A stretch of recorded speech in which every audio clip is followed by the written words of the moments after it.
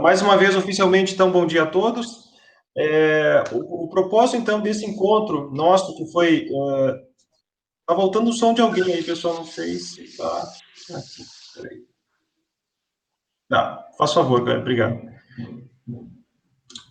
Aí, pronto. É, Bom, o propósito desse nosso encontro hoje, nesse horário, que foi sugerido pela faculdade a partir dessa semana, né, que nós discutiríamos, na verdade, nessa segunda parte, eventuais dúvidas, colocações, enfim, o que fosse em cima do conteúdo que foi enviado da videoaula, né. Então, naquela videoaula de ontem, pessoal, eu fiz uma explanação bastante, tentei aprofundar o máximo possível aquela parte introdutória que diz respeito às obrigações solidárias, né? O conteúdo em si da própria obrigação solidária, ele é muito amplo, como até eu mencionei no vídeo a vocês, e ele vai trazer vai até o artigo 285, né, do 264 até o 285. Então, eu fracionei essa aula em 3 espaços para que nós consigamos cumprir ela a contento, né? Eu espero que em 3 nós consigamos. A primeira parte foi tranquila, a menor parte que eu disponibilizei a videoaula ontem a vocês. E vamos discutir um pouquinho sobre ela, e aí na semana que vem seguimos a mesma dinâmica, tá? Só antes de nós iniciarmos a discussão, pessoal, eu queria só deixar um recado que essa semana ainda eu estarei enviando para vocês a atividade semanal, tá? Que eu estou disponibilizando ela tanto no e-mail da turma, por aqui pelo grupo do WhatsApp, mas oficialmente eu estou disponibilizando lá no portal, que é por lá que vocês terão que efetuar as devidas entregas, tá? O prazo ele é bem estendido, vai ser todas as disciplinas, vocês têm até 4 de maio para fazer as postagens lá no portal, então com as devidas resoluções, né?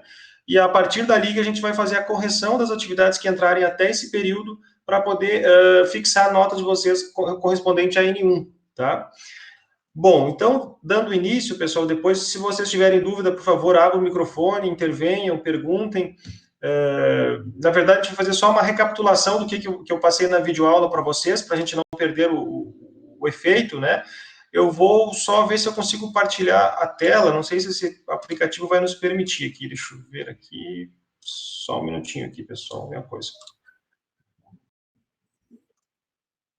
Permite, eu só não sei se vai ser igual ao outro, vamos ver aqui, consegui aqui, vamos ver se vai, agora vai.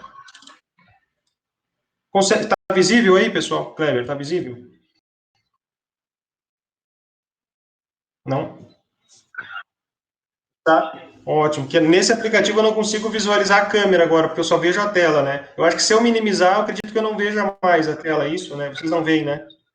Ok, pessoal, para recapitularmos então o que nós tratamos ontem, né? Então, obrigações solidárias, nós vamos iniciar esse estudo então, ela vai tratar dessa primeira parte, nós vamos discutir 3 artigos de lei, 3 dispositivos, né? Que é o 264, 265 e 266. No 264, gente, ele traz uma visão mais introdutória, né, no que diz respeito às obrigações solidárias, que na verdade é uma forma conceitual, tá?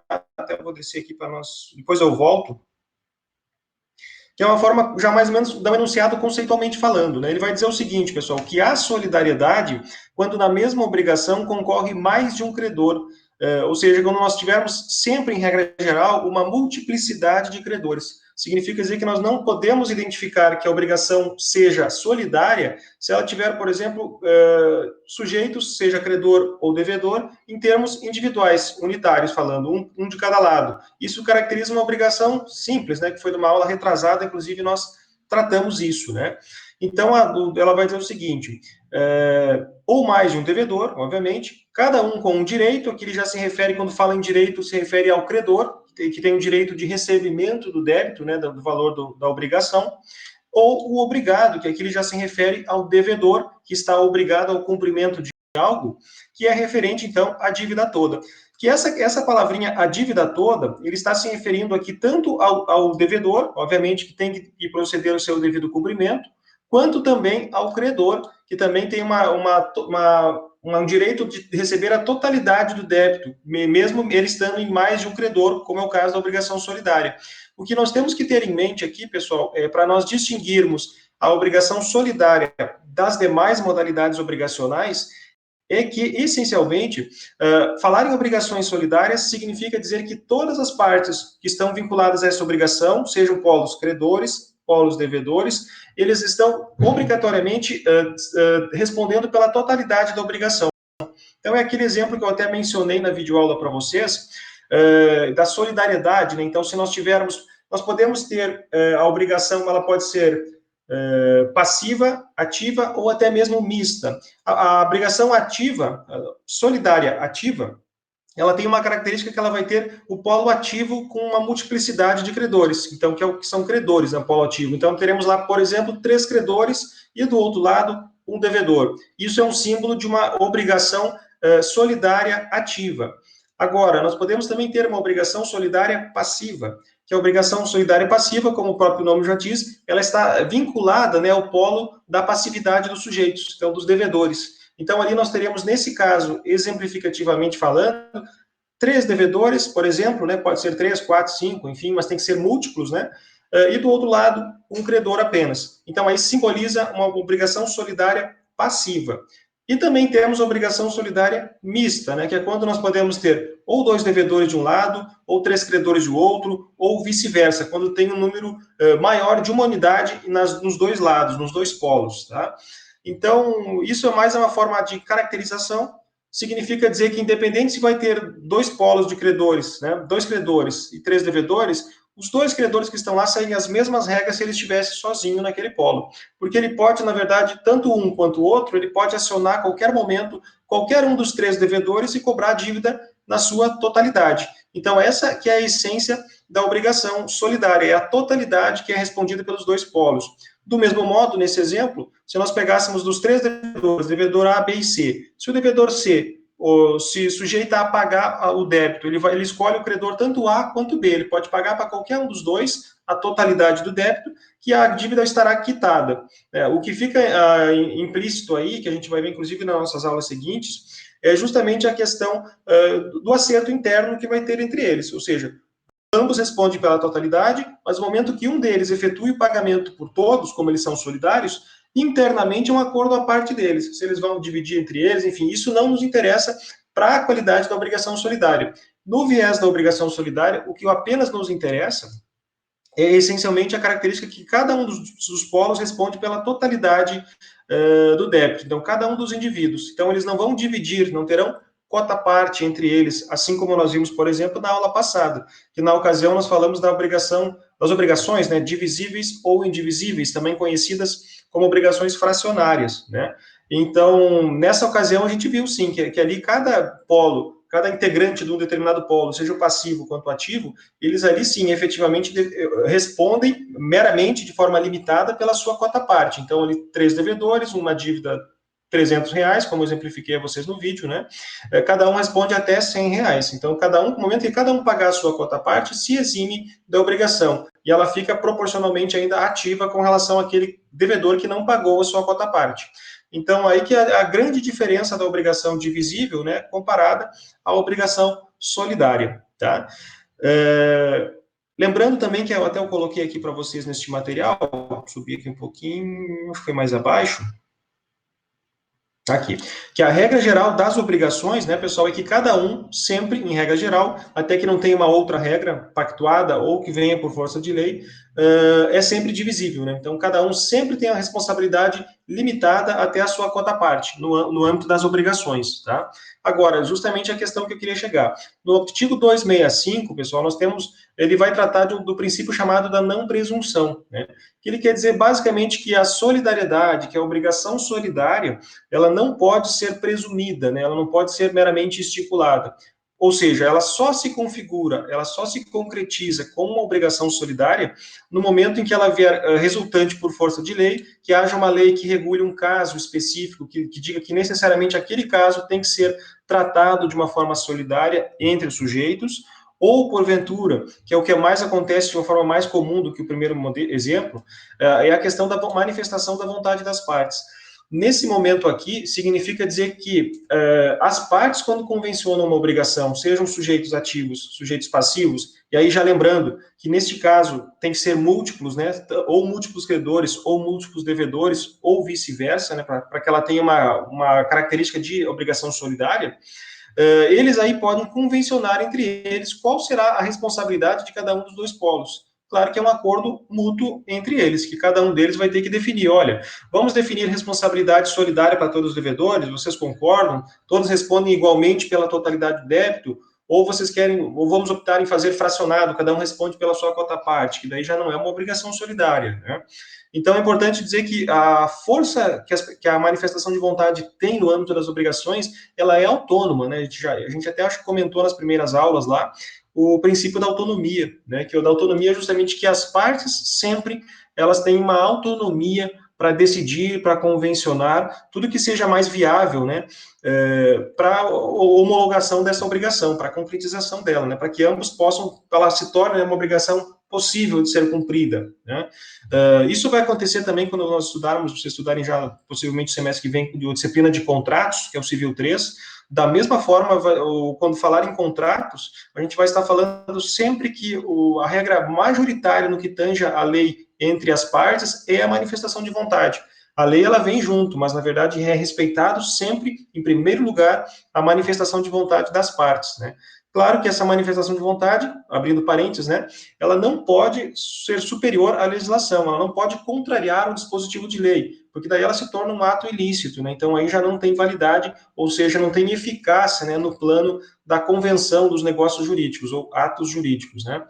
Pois bem, então o que eu queria dizer é que nesse 265, pessoal, a solidariedade, como eu coloco nesse pequeno esboço aqui, ela vai vir ou por força de lei, ou por força de manifestação da vontade das partes contratantes, né, das partes que estão vinculadas àquele objeto obrigacional, tá? Aqui eu coloco, inclusive, também que ao invocá-la, né, quando as partes decidirem, optarem por ela, elas vão ter que prová-la. Então, justamente, a prova é o próprio contrato, por exemplo. Se elas tiverem um contrato avançado entre elas, e nele vai ter que estar expressamente constando lá que a responsabilidade, tanto da parte credora quanto da parte devedora, ela é solidária. Aí significa que todos responderão juntamente, né, em conjunto, pela totalidade do débito, né, da obrigação, tá? Que mais que eu coloco aqui? Inexistindo. Essa questão aqui, pessoal, que eu coloco nesse último ponto é justamente o que eu acabo de falar. Se no contrato não houver mencionado, ou se nesse objeto obrigacional, né, não vier convencionado de uma forma explícita, né, demonstrando que seja solidário, a regra geral vai entender o entendimento doutrinário, legal, ele vai entender que a obrigação ela possa ser divisível, que é a regra geral, né, que é uma obrigação que cada um dos elementos que estão vinculados a elas, ou seja, o sujeito, seja ativo ou passivo, ambos eles vão responder limitadamente, até a sua devida cota parte, tá? Então, para constar que ela seja uma obrigação solidária, primeiro ponto, multiplicidade de sujeitos, né, sejam credores ou devedores, mais de um nos polos. Cada um deles vai ter que ser solidário, vai ter que responder à solidariedade, então não vai ter limitações, não vai ter existência de cotas, cota parte entre eles, tá? Outro aspecto a destacar aqui também, pessoal, é o 266, tá? Que é o artigo que fecha essa parte introdutória das obrigações solidárias. Ele vai dizer que essa obrigação solidária, por mais que ela atinja a identidade de uma obrigação solidária, ela pode ser pactuada através de pequenos desdobramentos, pequenas classificações entre elas, né, na verdade, que ela pode ser uma obrigação solidária. Todas essas quatro opções que trazem aqui no enunciado, que eu destaco em amarelo, elas são possibilidades que podem ser estendidas ou moldadas, né, dentro de um objeto obrigacional. Significa dizer que as partes elas têm total autonomia, volto a trazer aqui o princípio da autonomia, né, elas têm total autonomia para justamente o que, então? Pactuarem diversas situações que elas entendam que sejam, né, mais viáveis para elas, para o cumprimento obrigacional, que sejam mais passíveis, né, de possibilidade de cumprimento. Então, por exemplo, na pura e simples, aqui são aquelas modalidades obrigacionais que trazem efeitos já de forma imediata, né? Então, por exemplo, um contrato de compra e venda é uma forma imediata, momento em que as partes convencionam as suposições, credor, devedor, né, enfim, e automaticamente cada um vai cumprir o seu papel dentro dessa modalidade. Claro que, como estamos falando de obrigação solidária, este papel dele será, obviamente, em conjunto, todos respondem pela totalidade do objeto que for pactuado. Condicional é que ela expresse, por exemplo, uma condição, né? Então, ela pode dizer que, simplesmente falando, bem simples falando, de um evento futuro e incerto. Então, dizer assim, olha, se porventura, né, digamos que numa obrigação solidária tenham 3 devedores e tem um casal de namorados que também faz parte, que são 2 desses devedores. E eles podem convencionar, por exemplo, é só uma suposição, um mero exemplo, para nós entendermos, de que se porventura eles vierem a casar, daí já é um evento futuro e incerto. Porventura, quer dizer que eles podem ou não contrair o matrimônio, né? Então, porventura, se eles vierem a casar, essa obrigação vai se tornar fracionária entre eles, divisível. Então, cada um responde por uma cota à parte. Pode. Então, você quer dizer que você pode moldar essa modalidade obrigacional, estendendo, por exemplo, a modalidade divisível para 2, esse casal, quando eles contraírem o matrimônio, que é uma condição, né? E para o terceiro devedor, ele permanece sendo solidário, claro que proporcionalmente, então, ao valor que restar que os outros respondam, né? Então, ele responde pelo restante. Então, aí, claro que é um desmembramento dessa modalidade, tá? No que tange ao terceiro item, que fala o prazo, aqui já são mais para questões de acontecimentos futuros, todos, obviamente, são futuros. A obrigação, ela nunca vai ter elementos retroativos, né, sim sempre futuros, momento da pactuação em que se celebra o negócio até a sua tradição, são elementos futuros, né? E certo, ela vai dizer que expressa o quê? Um movimento, um evento certo, que é justamente, por exemplo, ou datas de prestações que possam ser pagas em um determinado mês, dia 10 de cada mês, por exemplo, são situações que podem vir, como eu digo, são totalmente passíveis, né, de liberalidade entre as partes, que ambas podem definir esses pontos, tá? E é por a questão de pagável em lugar diferente, né? Que o pagável de lugar diferente já está dizendo que as partes têm autonomia, se elas quiserem, convencionar um outro local para pagamento, uma outra jurisdição, uma outra localidade, que elas possam, uma outra cidade, enfim, para convencionar essa questão do pagamento. Então, é uma forma, essas 4 modalidades, elas são expressões, poderíamos dizer assim, que as obrigações solidárias podem imprimir no âmbito da sua modalidade obrigacional. Então, são possibilidades, né, que podem ser aplicáveis, como eu coloco inclusive aqui, né, são aplicabilidades, né, são possibilidades. Então, tudo que significa dizer que a autonomia da vontade vai fazer com que elas tenham condições de projetar ou não essas eventualidades, tá? E eu acho que ficou pendente só a questão aqui, pessoal, da característica dessas obrigações, que é só para nós recapitularmos, né? Eu trago aqui 3 principais e essenciais características, inclusive são elas que vão nos dar aquela ideia de quando nós nos depararmos, por exemplo, numa prova, de que esta obrigação ela é solidária. Quais são os requisitos que ela tem que possam me dar a certeza que eu estou falando de uma obrigação solidária? Então, eu coloco aqui 4 pontos-chave nesse sentido, gente. Primeiro, aplicável aos elementos subjetivos da obrigação. Lembrando que os elementos subjetivos da obrigação, lá de nossas primeiras aulas, né, estamos falando de sujeitos. Se falássemos por exemplo, de elementos objetivos, estamos falando do objeto prestacional, que aí é um outro cenário. Inclusive, interessa, nesse caso, as obrigações fracionárias, que nós vimos na aula passada, né? Divisíveis e indivisíveis, que o foco delas é o objeto, e não o sujeito, né? Neste caso aqui, da obrigação solidária, já é o sujeito, porque ela remete à responsabilidade total, né, pela obrigação, que aqui incumbe, obviamente, esse dever as partes, credor e devedor, né? Devedores, né? Sempre no plural, né? Credores ou devedores. Então, aqui são sujeitos, ok? Segundo ponto, gente, sempre em regra geral, quando falarmos de obrigação solidária, necessariamente elas têm que vir acompanhada de múltiplos sujeitos, mais de um sujeito nos respectivos polos. Pode ser um sujeito apenas no polo credor? Pode, mas no polo devedor vai ter que ter mais de um, para que a gente possa ter a essência de uma obrigação solidária. Caso contrário, se não houver a multiplicidade em um polo ou no outro, ou nos dois, pode acontecer também, que é a mista que nós falamos, se não houver a multiplicidade em um dos dois polos, a gente não tem elementos, requisitos para que possamos traduzir uma obrigação solidária, tá? Terceiro ponto, credor e devedor respondem pela totalidade da obrigação. Quando falarmos, então, em obrigação solidária, pessoal, o que vocês têm que estar sempre na ponta da língua ali é totalidade da obrigação. Palavra-chave, macete, tá? Para concurso, para exame de ordem, para tudo.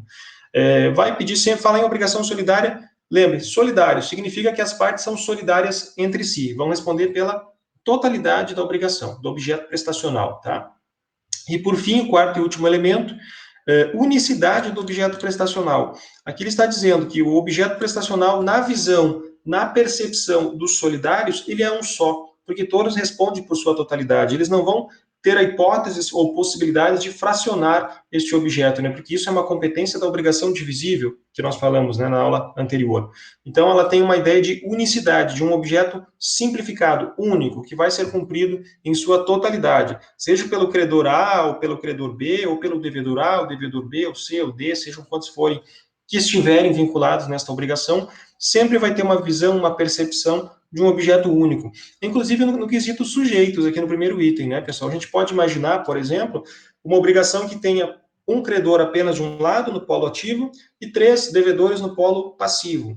E suponhamos que, se nós pegarmos, fazer uma pequena metáfora aí, significa falar da mesma forma que o credor ele está olhando apenas para um sujeito, mesmo tendo 3 sujeitos naquele polo. Porque, na verdade, é como se colocássemos um atrás do outro, um escondidinho atrás do outro, que quer dizer o quê? Todos são solidários, então é como se eu estivesse falando apenas com uma pessoa, porque todos vão responder igualmente pela quantidade total daquele débito ou da obrigação que for avançada entre eles, tá? Questão conceitual a gente já tratou, né, pessoal, nossa videoaula. Enfim, pessoal, eu queria abrir agora, nesses minutinhos finais, para você, se tem alguma dúvida, se restou algum questionamento com relação a essa parte inicial. Eu acho que de início ela é bem simples, pessoal, tá? O que cabe a nós entender nesse momento é que quando falarmos em solidárias, multiplicidade de sujeitos e responde pela totalidade da obrigação, ambas as partes, tá? Eu vou só fechar essa parte aqui, e aí eu já queria passar a palavra a vocês, pessoal. Se há alguma dúvida, algum questionamento que eu possa fazer aí por vocês, quem está chamando aí acho que o Igor está chamando ali, ou não é impressão minha? Está sinalizando? Se quiser falar, pode falar, Igor. Só liberar aqui o seu... Como é que está aqui? Kleber, se tu puder liberar o áudio, por gentileza, que eu não estou localizando aqui. Oi, professor. Conseguiu? Pode falar, Igor. Eu tava com a dúvida daquelas características, tá? Características... Deixa eu só minimizar aqui para mim voltar no material. Deixa eu só ver aqui. Aqui está... Deixa eu só ver. Certo. Qual é que é a sua dúvida, Igor? Pode falar que eu estou visualizando ali o material. As É alguma delas características. específica? Sim. É alguma delas em específico? Qual é a sua pergunta? Aquelas, todas ali. Todas. Tá. Você está visualizando aí o material que eu vou falando elas para você. Consegue visualizar? Não, não tô. Deixa eu só disponibilizar de novo. Não. Peraí. Só um pouquinho. Tá. Vamos ver se posso. Tá visível aí agora, não? Tô. Tá? Ok. Então, vejamos aqui, então, as 4 características. O que quer dizer isso aqui, essas características, Igor? Ela se refere a que essas são características essenciais que têm que estar contidas numa determinada obrigação para que a gente possa dizer que ela é solidária, que ela se caracteriza como uma obrigação solidária. É como se fossem, por exemplo, pré-requisitos. Então, como se, por exemplo, nós fizéssemos um mero checklist, por exemplo. Nós pegarmos lá, bom, vamos ver se essa obrigação é solidária. Primeiro ponto aqui, ela se refere, então, aos elementos subjetivos, aos sujeitos da obrigação, ok. Segundo ponto, tem mais de um sujeito em ambos os polos, ou pelo menos em um dos polos obrigacionais, por exemplo, ou mais de um credor, ou mais de um devedor? Se tem, ok. Terceiro ponto, o credor e o devedor, ambos, independente do lado que eles estão da obrigação, eles vão responder, né, pela totalidade das suas obrigações. Ou seja, o credor, por sua vez, ele vai ter direito, um deles, se tivermos 2 credores, né, ele vai, tanto o A quanto o B, ele vai ter a possibilidade de cobrar a dívida toda, ou seja, ele não pode cobrar parte da dívida que seja dele, porque, na verdade, ambos são solidários. Então, significa dizer que ambos os credores, eles têm total liberdade para cobrar a dívida e ambos têm direito de receber a totalidade. Do mesmo modo, do outro lado da obrigação, nós temos os devedores, polo passivo.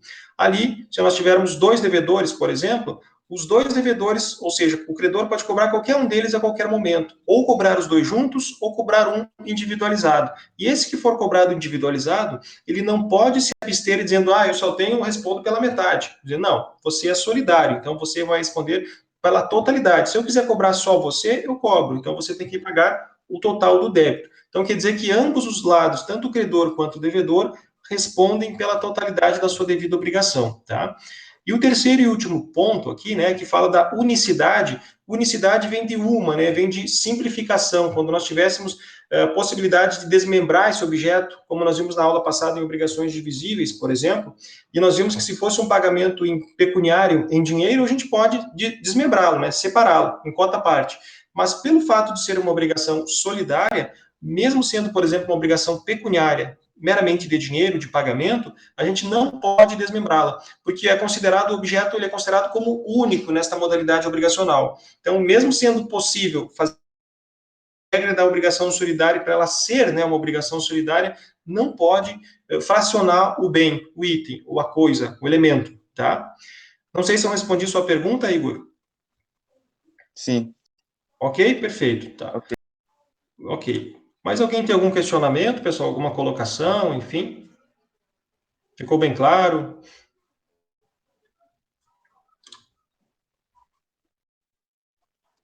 Tá ok, Cleber? Obrigado. Tá ok. Os demais também, pessoal, podem sinalizar, fiquem à vontade. Tudo ok? Ok? Perfeito? Tá.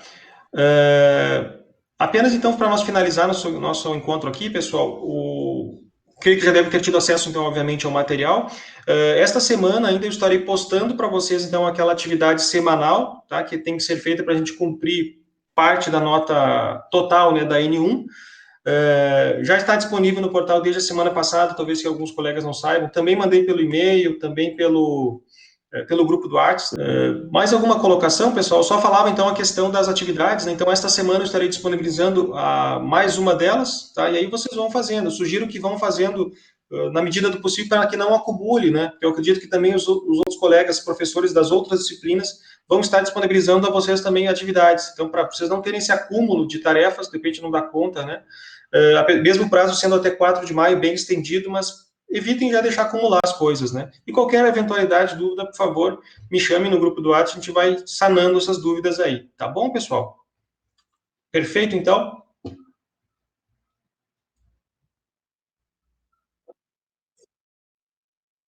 Tá ok, então, obrigado, Cleber, obrigado a todos, então, e estou à disposição de vocês no que precisarem. Então, uma boa semana e mantenham os cuidados aí, tá bom? Até breve. Tchau.